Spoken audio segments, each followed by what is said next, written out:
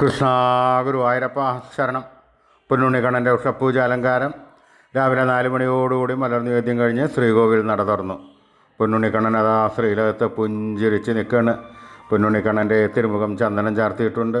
നെറ്റിയിൽ ഒരു സ്വർണ്ണഗോപിക്കുറി അണിയിച്ചിട്ടുണ്ട്. ചെവിയിൽ ചെവിപ്പൂക്കൾ വെച്ചിട്ടുണ്ട്. മാറത്തൊരു സ്വർണ്ണത്തിലകവും ഒരു വീതി കൂടിയ സ്വർണ്ണമാലയും ചാർത്തിയിരിക്കുന്നു.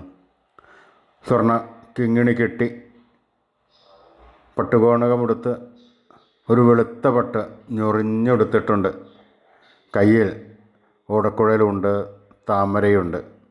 സ്വർണ്ണ കിരീടം ചാർത്തി. കിരീടത്തിന്മേൽ 3 തിരുമുടിമാലകളും 2 വലിയ വനമാലകളും ചാർത്തിയിരിക്കുന്നു. അങ്ങനെ സുന്ദരനായി പുഞ്ചിരിച്ച് നിൽക്കുന്ന സച്ചിദാനന്ദക്കട്ടയെയാണ് നട തുറന്ന സമയത്ത് ഭക്തന്മാരെല്ലാവരും കാണുന്നത്.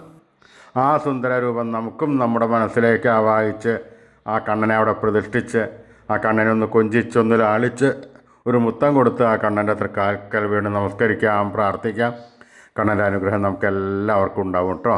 എല്ലാവരും സ്നേഹത്തോടു കൂടി വിളിച്ചോളൂ. നാരായണ നാരായണ നാരായണ.